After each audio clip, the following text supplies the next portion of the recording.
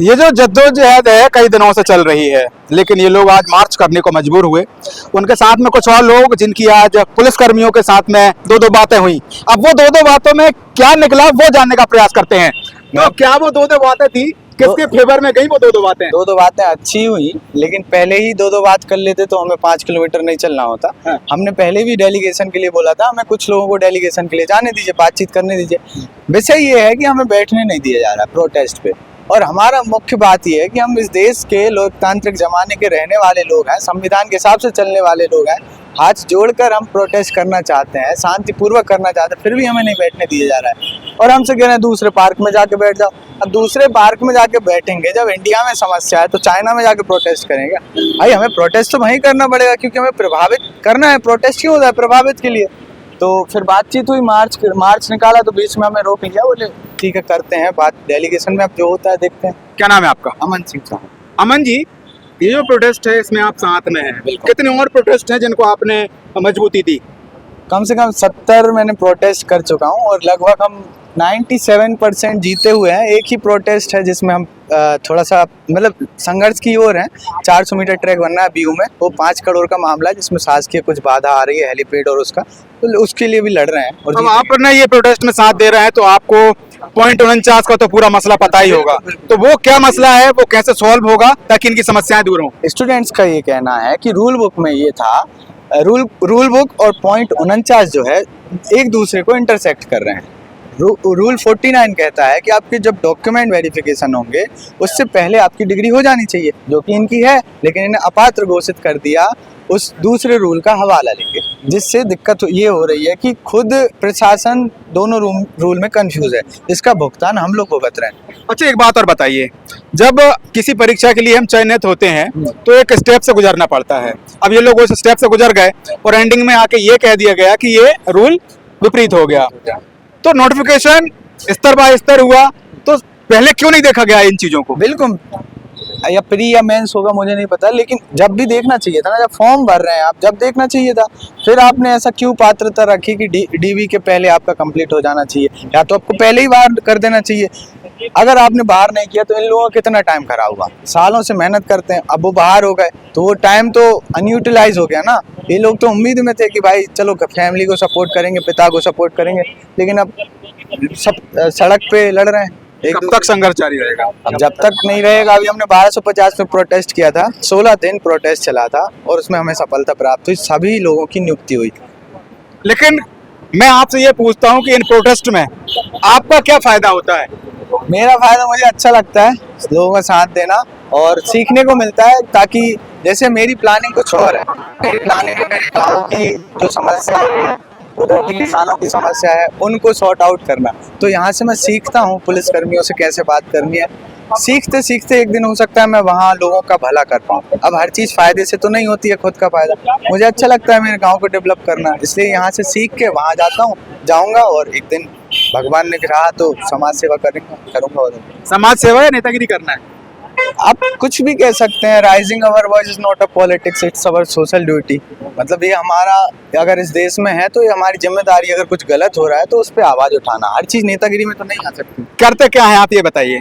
मैं यूट्यूबर हूँ और इन्फ्लुएंसर कह सकते हैं। बाकी मैं अभी यूट्यूबर के अलावा और क्या करते हैं? यूट्यूब से ही फार्मिंग करते हैं, कोई नौकरी पेशा है, दुकान है? किसानी है और दुकान भी है हम लोगों की। किसानी मतलब मेन हमारा सोर्स किसानी है।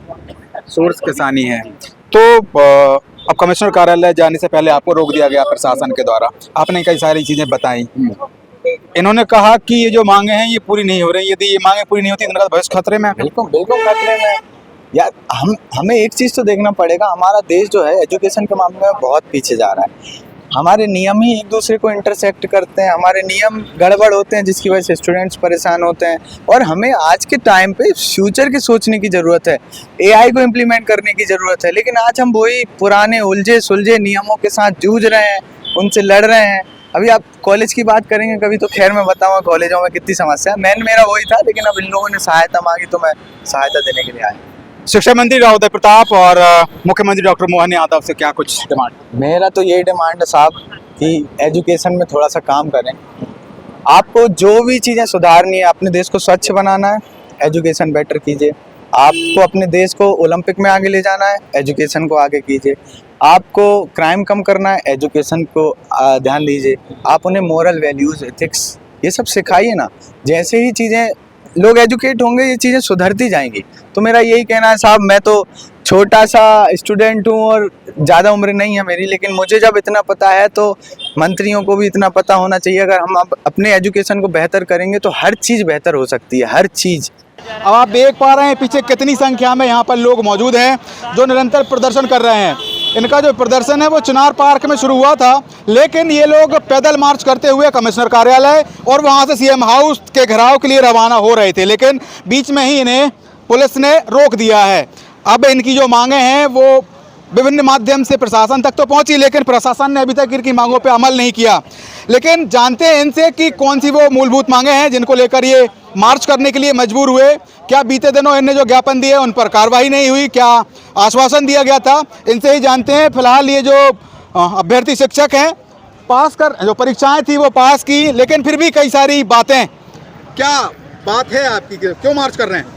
सर, हम वर्ग 3 में चयनित शिक्षक हैं और हमारी मांगे बस इतनी है कि हमें हमारी शैक्षिक योग्यताएं पूरी कंप्लीट हैं, बट ये लोग 25/8/2025 के हवाला देके हमें अपात्र कर रहे हैं। ये बोल रहे हैं कि आपको सिर्फ आपकी जो शैक्षिक योग्यताएं 25/8/2025 तक की होनी चाहिए, उसके बाद के आपको नहीं लेंगे।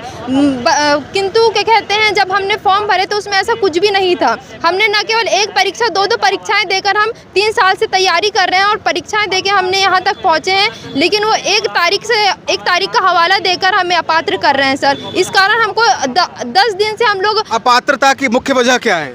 25/8/2025 था, कहने की 25/8/2025 तक की ही योग्यताएं लेंगे, बाकी उसके बाद की नहीं लेंगे। बोल ऐसा क्यों?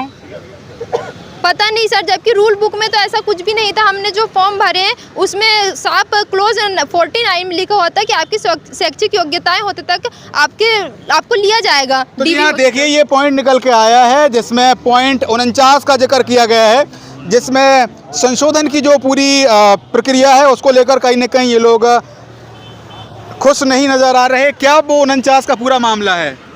उसमें ऐसा लिखा हुआ था कि जब आपका डॉक्यूमेंट वेरिफिकेशन होगा ना, तब आपके पास डॉक्यूमेंट्स कंप्लीट होना चाहिए, और अभी है हमारे पास, पर वो 25 अगस्त 2025 वो डेट की वजह से हमको बाहर कर रहे हैं। क्या मुख्य मांगे हैं आपकी? सर यही मांगे कि 2025 वाली डिग्री मतलब मांगे थे पहले, हमारे 2026 में रिजल्ट आया DLED का, तो ये अमान्य कर रहे और हमको अपात्र कर दिए। अपात्रता का विषय है, लेकिन आपको बता दूं कि मुख्यमंत्री डॉक्टर मोहन यादव निरंतर महिलाओं के सशक्तिकरण के लिए, बच्चों के बेहतर भविष्य के लिए, बेहतर भारत के निर्माण के लिए बात कर रहे हैं और कहीं न कहीं हर संभव प्रयास किए जा रहे हैं। लेकिन फिर भी ये बच्चियां और ये लड़के क्यों आखिर मजबूर हैं प्रदर्शन करने के लिए? कुछ और लोगों से जानने का प्रयास करता हूं कि क्या पूरा मामला है सर, और ये प्रदर्शन कब से किया जा रहा है और कब तक जारी रहेगा? सर ये हमारा, क्या कहना चाहेंगे भैया हम 10 दिन से हो गए हैं वहाँ पर, लेकिन हमारे 49 वाले नियम शर्तों को पालन नहीं कर रहे हैं ये लोग। नियम इन्होंने बनाए और हमको बोल रहे हैं, आयुक्त सर बोल रहे हैं कि कोर्ट केस लगाओ बोल रहे हैं, तो कोर्ट केस हम कहाँ से लगा पाएंगे? इसीलिए हम बोल रहे हैं कि नियम इन्होंने बनाया तो संशोधन भी ये कर सकते ना। हम यही मांग कर रहे हैं कि 49 नियम का पालन करें। मतलब आपका कहना है जब आपने परीक्षा दी उस समय नियम कुछ और थे, हाँ। और आज जब आप परीक्षा पास करके अपने अंतिम चरण में हैं, हाँ। तो कुछ और नियम है? हाँ, वही बोल रहे हैं कि मतलब उस वक्त नियम अलग था और अभी और इन्होंने अलग चेंज कर दिया। तो ऐसा क्यों किया गया, कुछ जानकारी? आयुक्त सर से बातचीत करी, आयुक्त सर बोल रहे हैं कि हम ये कोर्ट केस जाओ बोल रहे, और अगर आप आंदोलन करना चाहे तो बैठ सकते हैं, मैं आप लोगों के लिए टेंट की व्यवस्था कर सकता हूँ। हाँ। इतना आयुक्त सर ने बोला, और आज भी हम परमिशन के लिए दर दर भटक रहे हैं, अपने साथ गर्ल से दर दर भटक रही है, लेकिन परमिशन नहीं दी जा रही। हाँ। अभी भी जाके बात करी तो अभी भी वही बोल रहे थे हम। तो आप लोग कमिश्नर कार्यालय पहुंच रहे हैं, परमिशन ली थी क्या? हाँ, हमने पुलिस कंट्रोल रूम से सूचना ली थी, बाकी वो हमको पुलिस विभाग के थ्रू हमको धरना प्रदर्शन के लिए वहाँ पे बैठ रहे हैं ना, तो हमको वहाँ से भगा रहे हैं। लोगों के पास परमिशन। और आप लोग मार्च करके जा रहे हैं, तो हम अभी थाने पे जा रहे थे ताकि हमको परमिशन मिल सके कमिश्नर ऑफिस। अच्छा, तो ये लोग प्रदर्शन करने के लिए परमिशन की डिमांड कर रहे हैं। लोकतांत्रिक प्रक्रिया में सभी को अपनी अपनी बात रखने का अधिकार है। अपनी जो समस्याएं हैं वो संबंधित अधिकारी या यूं कहें कि पॉलिटिशियन या यूं कहें कि सरकार तक पहुंचाने का अधिकार रखते हैं। लेकिन ये जो पूरा घटनाक्रम है जो आपके साथ में घट रहा है, यूं कहें आपकी जो प्रोसेस प्रक्रिया है, पूरी नहीं हुई तो क्या मत करेंगे? यही जब तक कि हमें मान्यता नहीं देते, कि इनका रूल नहीं हटाते, रूल तो इन्होंने ही बनाया, संशोधन भी इनके हाथों में है, जब तक कि हमें एक्सेप्ट नहीं करते तब तक यही धरना प्रदर्शन जारी रहेगा। हाँ, तो संघर्ष हमारा कल होगा, संघर्ष अगर सच्चाई है तो संघर्ष नहीं निष्फल होगा, जो आज नहीं वो कल होगा। तो कहाँ से आए हैं आप? सर मैं झाबुआ से आया हूँ। हाँ, और हम सभी अपने मांगों को लेकर आए हैं कि हमें अपात्र घोषित ना किया जाए, क्योंकि हमारी डिग्री मतलब अभी 5 अगस्त 2026 में कंप्लीट हुई है। तो इसी आधार पर ये इनका कहना है कि आपने डिग्री हमारे तय समय से बाद में कंप्लीट की है, इसलिए हम आपको अपात्र घोषित कर रहे हैं। तो अपात्रता का पूरा विषय है, लेकिन अब ये इनको पता नहीं कि ये पात्र कब होंगे। क्या जो 49 क्रमांक है उसमें संशोधन किया जाएगा? क्या ये यूं ही प्रदर्शन करने को मजबूर रहेंगे? आप मेरे सामने इनका ये जो फ्लैक्स है, जिसके बैनर तले ये लोग प्रदर्शन कर रहे हैं, आप देख पा रहे हैं। से लोक शिक्षा संचालन है, प्राथमिक शिक्षक वर्ग 3 चयनित अभ्यर्थी हैं। ये पूर्व भर्तियों की तरह सत्यापन तिथि तक हमारी DEI और ED इनकी डिमांड को पूरा करना है। ये लोग करीब बीते पूरे दिन आज यूं ही परिक्रमा लगा रहे हैं रोडों की। अब देखना यह है कि इनकी परिक्रमा कब पूरी होगी, कब इन्हें फल मिलेगा और कब ये लोग बच्चों को पढ़ाने के लिए पात्र घोषित किए जाएंगे। अब इनका मानना है कि इनकी जो फरियाद है वो मीडिया कर्मियों के माध्यम से प्रशासनिक अधिकारियों तक और सरकार तक पहुंचे, जिससे जो क्रमांक 49 है उसमें संशोधन दोबारा से किया जाए और इनका जो अंतिम चरण है उसको ख़त्म किया जाए, ताकि इनकी जो पूरी पढ़ाई है वो कहीं ना कहीं पूरी हो।